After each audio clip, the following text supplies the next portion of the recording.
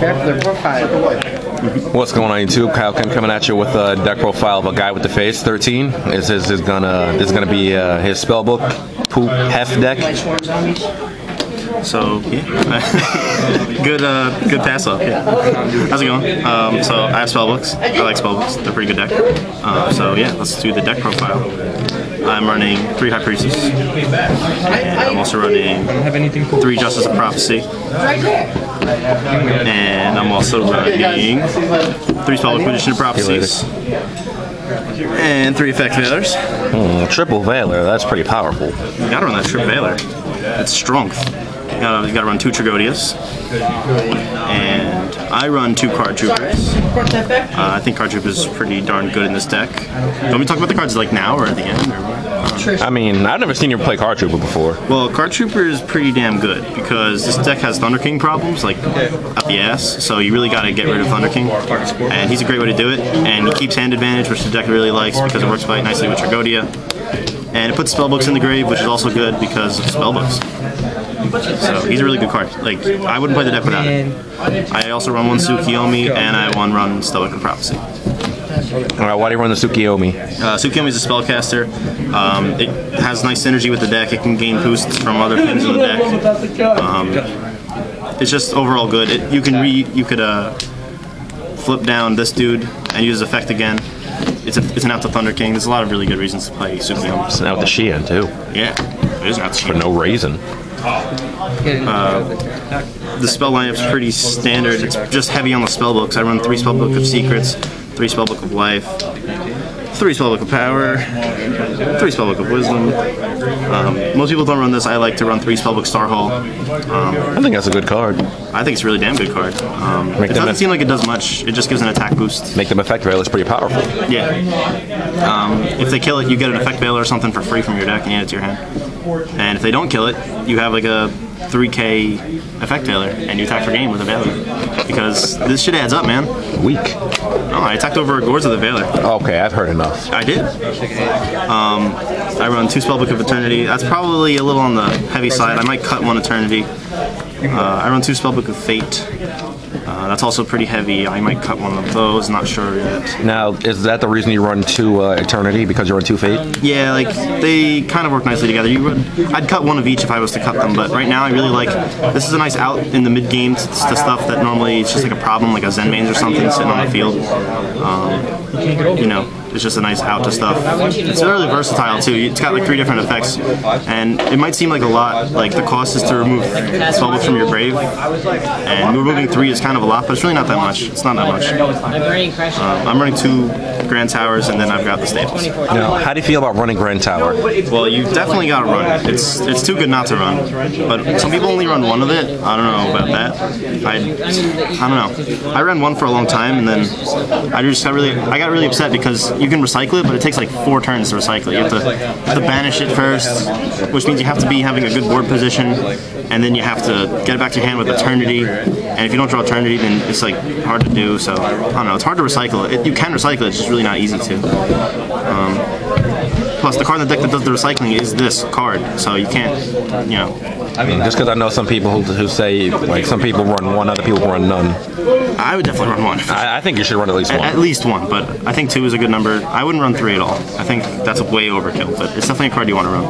I don't know, like, I think this is probably the most interesting choice is to run 3 of these. And the fact that I'm just running so many of everything, like 3 power and 3 life. Most people only run 1 of each, if any. Yeah. And wisdom too, I run a lot. I don't know. I feel like running a lot of spellbooks is just good because if you run the more spellbooks you run, like this becomes a good card in your hand instead of a dead card, you know? If you run more spellbooks rather than less. Now, how come you don't play Chaos Sorcerer in your version of this? I used to, but like I took out the darks really. Like you got Tragodias in here as your dark, and then also Tsukiyomi, but it just wasn't consistent enough, and I had to cut something, you know. It just didn't fit.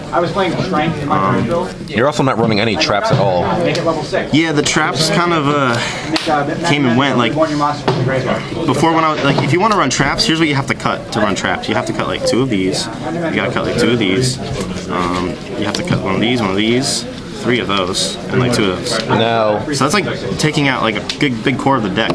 now since you're not running traps, why aren't you running Decree, or maybe like a trap stun or something? Decree was in the side, but I eventually took it out. And I have reasons for taking it out. I'll discuss that when I get to the side deck.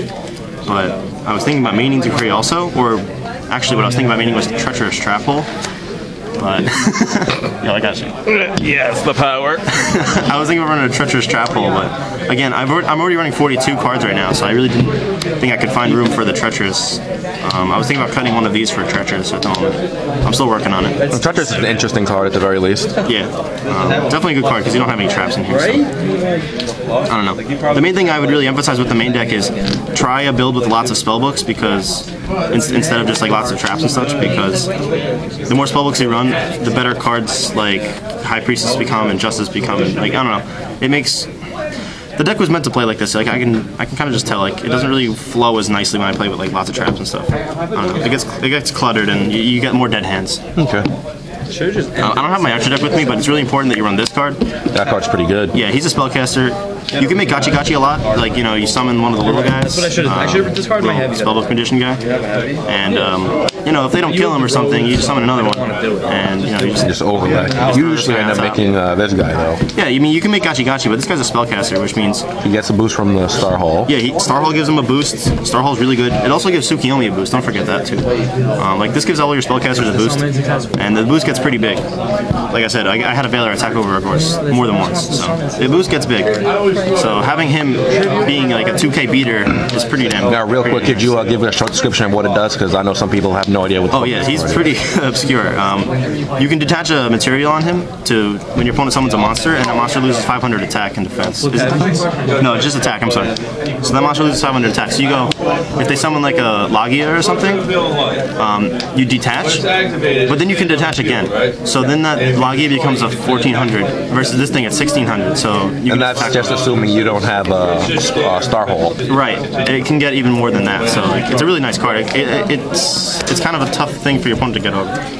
So that's really important to run. You have to run it.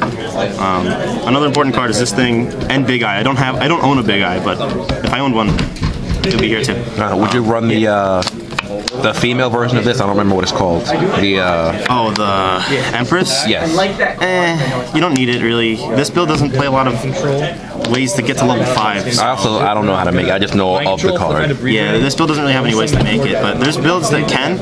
If you play like Strength of Prophecy or something, Strength is I think really good. It's a nice out to Thunder King. But I just didn't have room for it in this build. I had to cut it. But I don't play Empress, but I do play this because it's just really. I don't know. And so is Big Eye. You have to play them both. And I also play, you know, Librarian and stuff. And any spellcaster in your extra deck is really useful. But I don't have the whole extra deck with me, otherwise I'd go into it. But but you know, you just assume the generic stuff is there. And yeah, all the generic shit. Plus this. This is all very important. You know? You have the important stuff with you right now. Yeah. Side deck's pretty standard, except for this. I run a knock. Just one knock. I don't know, Great Keepers are big at our local, and in general, it's a really, really bad matchup, so I have the knock, just because. I have 3 MSTs in the side. I used to run Decree, but I don't know, I'm trying this out right now because this can destroy field spells. Like if you've got your field spell out and then your opponent plays a new one, you can MST their field spell when they activate it so that yours doesn't get destroyed. So a lot of people don't know about that actually. Yeah, like this is a good out to people that play field spells, which is a bad thing for you. So Dark Worlds, you use this a lot against Dark Worlds. That's a big hint to people play Seal of Orichalcos guys. Yeah. MST upon activation, it actually dies. Yeah. Like this is really important. I think it's more important to play this than Decree in the deck. So. I've also got 3 Gemini Imps because Dark World is a pretty bad matchup.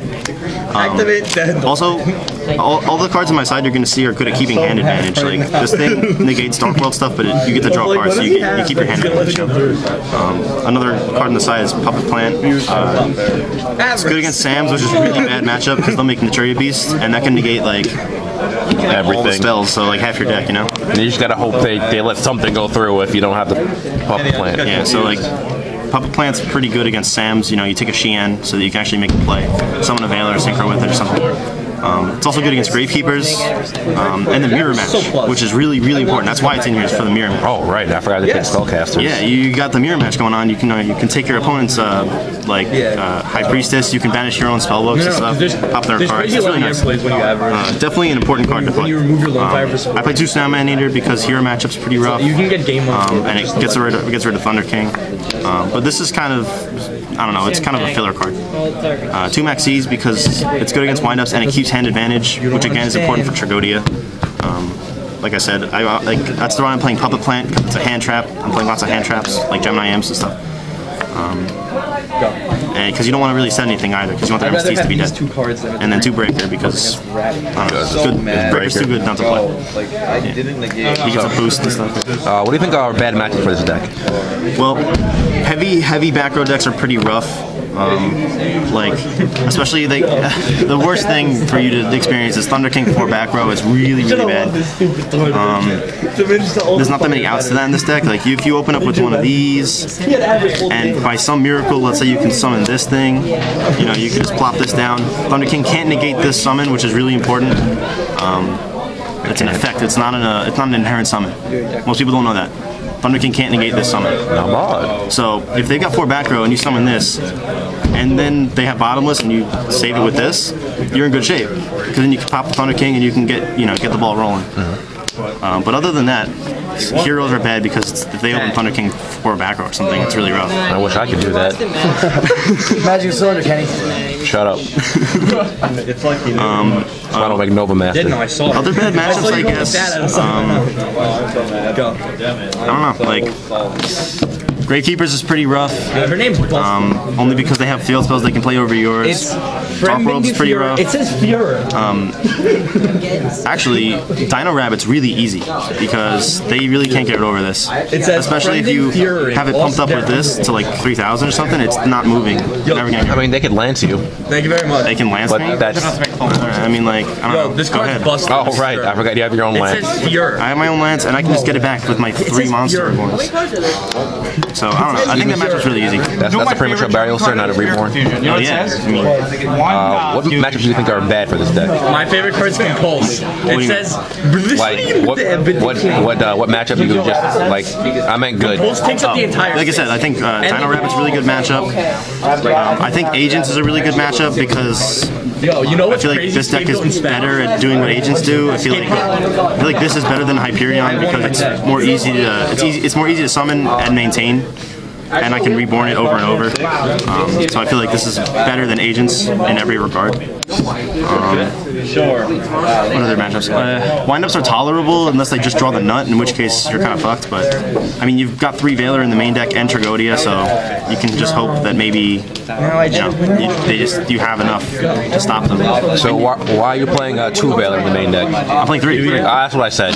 3? Well, that thing's a spellcaster. That's pretty damn good. I mean, you play 3 because if this thing dies, you can search it. You play 3 because if you need to use this card, you have to remove a spellcaster from the grave to summon another one from the grave. And if you just use Valor as your fodder, you just remove Valor. It's also a really good tuner, you know? Not bad. So, why don't you play Gorse? Is it because you play obviously probably because of the Hall and the spell? You've got this and you've got the field spell. Gorse was inconsistent. I tried it. I was like, maybe they'll heavy me. It'll be okay. No, it's not consistent. I don't like Gorse. I used to, but not anymore. Oh, how do you feel about the Murmel matchup? I don't know if you've played against it. I haven't played against much of it yet, but I mean, this is a pretty. This deck is slow to start. It needs a few good turns to like get in the motion of things. I don't know how fast that deck is, but if it's aggressive, this deck loses to aggressive decks. So, it can be pretty rough. That's another bad matchup is Chaos Dragons. If they just open with like recharge, and then they open with Future Fusions, game over. Basically. But it can be an okay matchup. Oh, now she's gonna think I hung up. I'll be right back. Alrighty then, that's a deck profile for Poopy Face, Tomato Nose, Face, Spellcaster, Spellbook thing. Yeah. And yeah. Called Read a Book. Read a